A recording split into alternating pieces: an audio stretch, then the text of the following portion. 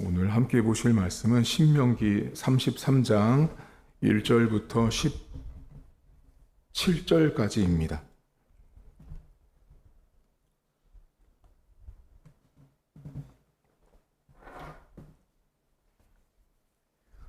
신명기 33장 1절부터 17절입니다. 하나님의 사람 모세가 죽기 전에 이스라엘 자손을 위하여 축복함이 이러하니라. 그가 일렀으되 여호와께서 시내산에서 오시고 세일산에서 일어나시고 바란산에서 비추시고 1만 성도 가운데 강림하셨고 그의 오른손에는 그들을 위해 번쩍이는 불이 있도다. 여호와께서 백성을 사랑하시나니 모든 성도가 그의 수중에 있으며 주의 발 아래서 앉아서 주의 말씀을 받는도다. 모세가 우리에게 율법을 명령하였으니 곧 야곱의 총회의 기업이로다. 여수론에 왕이 있었으니 곧 백성의 수령이 모이고 이스라엘 모든 지파가 함께 한때에로다. 르우벤은 죽지 아니하고 살기를 원하며 그 사람 수가 적지 아니하기를 원하나이다. 유다에 대한 축복은 이러하니라. 일러스되 여호와여 유다의 음성을 들으시고 그의 백성에게로 인도하시오며 그의 손으로 자기를 위하여 싸우게 하시고 주께서 도우사 그가 그 대적을 치게 하시기를 원하나이다. 레위에 대하여는 일러스되 주의 둠빔과 우림이 주의 경건한 자에게 있도다. 주께서 그를 마사에서 시험하시고 무리바 물가에서 그와 다투셨도다. 그는 그의 부모에게 대하여 이르기를 내가 그들을 보지 못하였다 하며 그의 형제들을 인정하지 아니하며 그의 자녀를 알지 아니한 것은 주의 말씀을 준행하고 주의 언약을 지킴으로 말미암음이로다. 주의 법도를 야곱에게 주의 율법을 이스라엘에게 가르치며 주 앞에 분향하고 온전한 번제를 주의 제단 위에 드리리로다. 여호와여 그의 재산을 풍족하게 하시고 그의 손의 일을 받으소서. 그를 대적하여 일어나는 자와 미워하는 자의 허리를 꺾으사 다시 일어나지 못하게 하옵소서. 베냐민에 대하여는 일러스되 여호와의 사랑을 입은 자는 그 곁에 안전히 살리로다. 여호와께서 그를 날이 마치도록 보호하시고 그를 자기 어깨 사이에 있게 하시리로다. 요셉에 대하여는 일러스되 원하건대 그 땅이 여호와께 복을 받아 하늘의 보물인 이슬과 땅 아래에 저장한 물과 태양이 결실하게 하는 선물과 태음이 자라게 하는 선물과 옛산의 좋은 산물과 영원한 작은 언덕의 선물과 땅의 선물과 거기 충만한 것과 가시떨기 나무 가운데에 계시던 이의 은혜로 말미암아 복이 요셉의 머리에 그의 형제 중 구별한 자의 정수리에 임할지로다. 그는 첫 숫송아지 같이 위엄이 있으니 그 뿔이 들소의 뿔 같도다. 이것으로 민족들을 받아 땅끝까지 이르리니 곧 에브라임의 자손은 만만이요 므낫셋의 자손은 천천이로다. 아멘. 신명기 33장과 이제 34장이 두 장 남았는데요. 신명기 성경은 이스라엘 백성들이 가나안 땅에 들어가기 전 모압이라고 하는 지역에서 모세가 했던 설교의 내용이라고 보시면 됩니다. 이제 모든 이 설교의 내용들이 마무리가 되는데 모세가 이제 몇 살에 죽냐면 120살입니다. 지금 여러분들이 오늘 읽은 이 모세의 축복하는 내용은 120살의 노인 할아버지가 이스라엘 백성들을 축복하는 장면입니다. 그런데 이 모세가 이스라엘 백성들을 축복하기 전에 하나님의 모습을 정확하게 표현한 게 2절인데요. 2절이 좀 길지만 여러분들이 밑줄을 그으면 그 하나님이 어떻게 되냐면 오시고 신에서 오시는 하나님, 일어나시는 하나님, 비추시는 하나님, 강림하시는 하나님, 불을 갖고 계신 하나님. 제가 지금 동사 기준으로 말씀드린 거예요. 그러니까 하나님은 오시는 하나님, 일어나시는 하나님, 비추시는 하나님, 강림하시는 하나님, 갖고 계신 하나님. 그 하나님을 모세가 말합니다.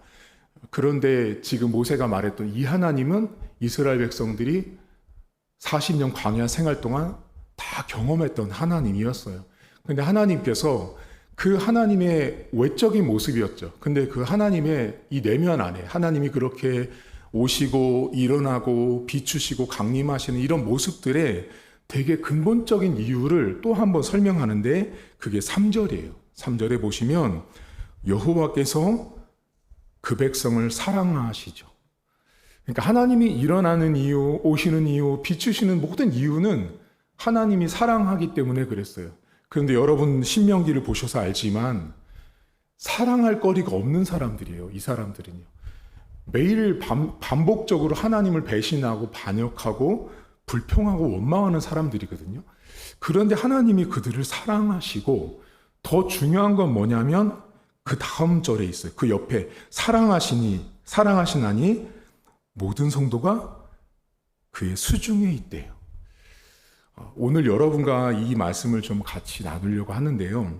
여러분 오늘 이 33장은 각 지파별로 내용을 쭉 보시면 축복의 내용이 다 달라요.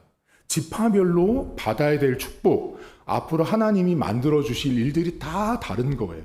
각각의 사람마다 지파별로 하나님이 주시고자 하는 일들, 하나님이 이루어 가시고자 하는 일들이 다 다르다는 걸 오늘 성경이 말씀을 해주고 있어요.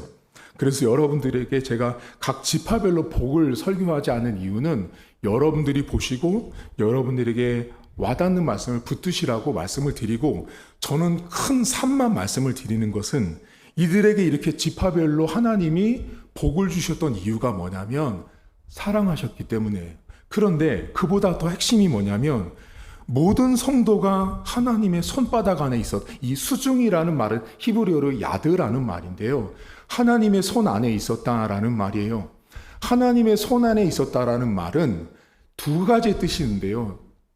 능력, 힘이라는 그 기초와 출발이 이스라엘의 행위에 있지 않고 하나님의 힘으로부터 이스라엘 백성들이 살아갈 수 있었다라는 의미가 담겨 있고요. 두 번째, 손이라는 말, 이 야드라는 말은 채워지다라는 뜻이에요. 여러분, 손은 뭔가 잡는 것처럼 채워지잖아요. 그러니까 이스라엘 사람들은 하나님의 수중 아래에 있다라는 것은 내 힘이 아닌 하나님의 힘을 빌어서 사는 인생이 하나님의 백성이고, 내가 채우는 인생이 아니라 하나님이 채우는 인생이 하나님의 모든 성도라고 생각했어요. 여러분, 우리가 신앙인으로서 기독교인으로 살아간다라는 것은 내가 누구 수중에 있는가를 항상 질문하는 정체성이 있어야 합니다. 내가 크리스찬으로 산다라는 것은 내가 과연 하나님의 수중 아래 있는, 하나님의 손 아래서 살고 있는 사람인가, 아니면 하나님의 손 아래 없으면 우리는 반드시 세상의 수중 아래 살 수밖에 없습니다. 여러분, 세상 사람들이 이런 말 하죠. 야, 이번에 그거 개 들면 좋아.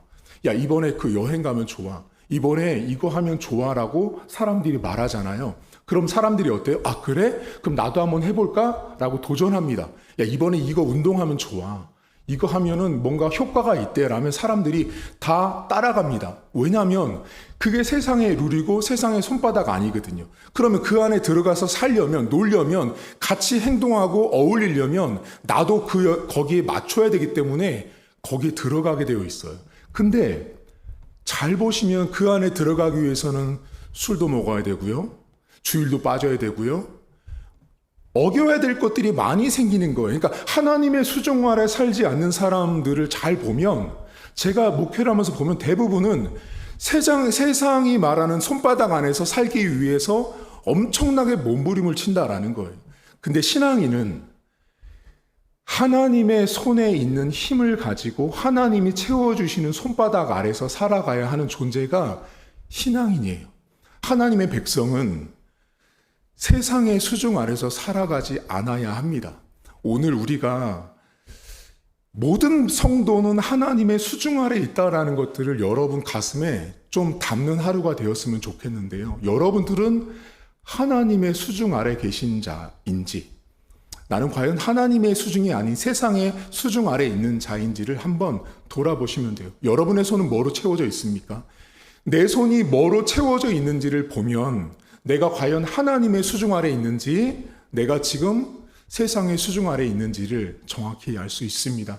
오늘 하루를 살아가시면서 여러분의 손을 한번 펴보십시오.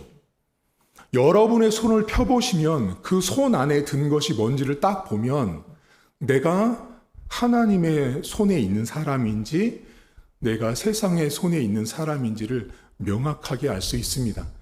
여러분이 만약에 하나님의 손이 아닌 세상의 수중 아래 들려 있다면 죄송하지만 그거 아무리 채우고 채운들 다 빠져나갑니다.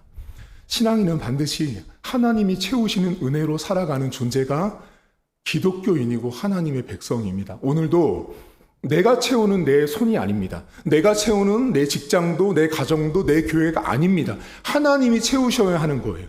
모든 것은 하나님의 손 아래서 하나님이 그 당신의 손 아래에 있는 것들을 우리 백성들에게 부어주실 때 우리는 우리의 손이 채워질 수 있다는 걸 기억하셔야 돼요. 내가 채우는 인생이 아닌 거죠. 하나님이 채워주시는 인생, 하나님이 가득가득 부어주시는 인생이 될 때 우리의 손이 부족하지 않게 됩니다. 오늘 하루를 사시면서 두 가지를 기억하십시오. 각 지파별로 상급도, 내용도, 축복도 다 달랐습니다. 남과 비교하지 마십시오. 저 지파는, 저 교회는, 저 남편은, 저 아내는, 저 아들, 딸들은, 저 며느리, 저 사위는 비교할 대상이 안 되는 거예요. 각 지파가 받아야 될 거, 므낫세 지파가 받아야 될 복이 다 달랐던 것처럼 여러분 삶에 있는 각각의 영역을 존중하십시오. 그리고 여러분 삶 속에 있는 그 사람이 받아야 될 복은 다 하나님이 주신 복이라는 것을 믿음으로 인정하는 하루가 되십시오. 그리고 두 번째, 여러분들은 둘 중에 하나입니다. 내가 하나님의 수중, 하나님의 손바닥 아래 살든가 세상의 손바닥 아래 살든가 둘 중에 하나입니다.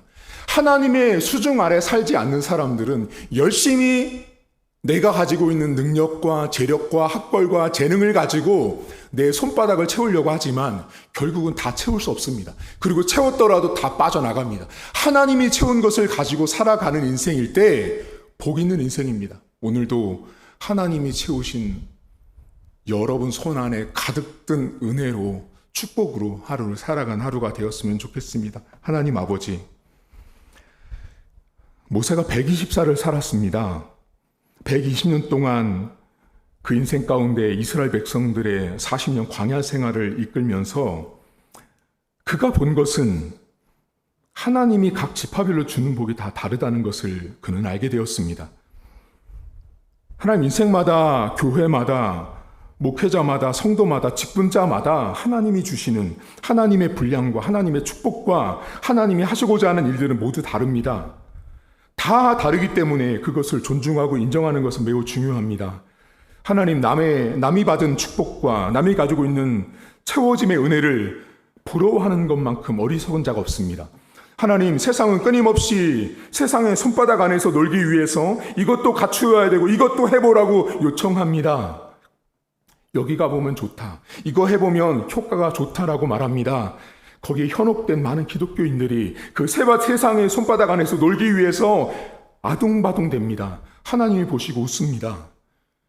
당신의 백성들은 세상의 손바닥 안에서 채워줄 수 없는 존재임에도 불구하고 우리가 너무 어리석어서 하나님 아버지, 하나님이 주시는, 하나님이 채워주셔야 되는 하나님의 손으로부터 오는 힘을 가지고 살지 못하는 어리석임이 우리 안에 있음을 주님 고백합니다. 오늘도 하나님이 채워주시는 것을 가지고 내가 살아가는 하루가 되길 원합니다. 하나님께서 채워주시고 하나님 손에 가득 들려져 있는 것을 하나님이 조금이라도 내려주시는, 정말로 그것이 부스러기 같다라면 하나님 입장에서는 부스러기일지라도 내 손에는 몇만 톤의 축복이라는 사실을 내가 영적으로 볼 수 있는 사람이 되어지길 원합니다. 하나님 앞에는 부스러기일지라도 내가 볼 때는 수억만 톤의 축복이라는 사실을 바라보게 하시고, 내가 채우는 손바닥이 아니라 하나님이 채워주시는 그 놀라운 은혜를 가지고 하루를 살아갈 수 있도록 도와주시고, 가정과 자녀와 일터와 내 영적인 삶에도 내가 노력해서 얻어서 채워지는 것은 무의미합니다.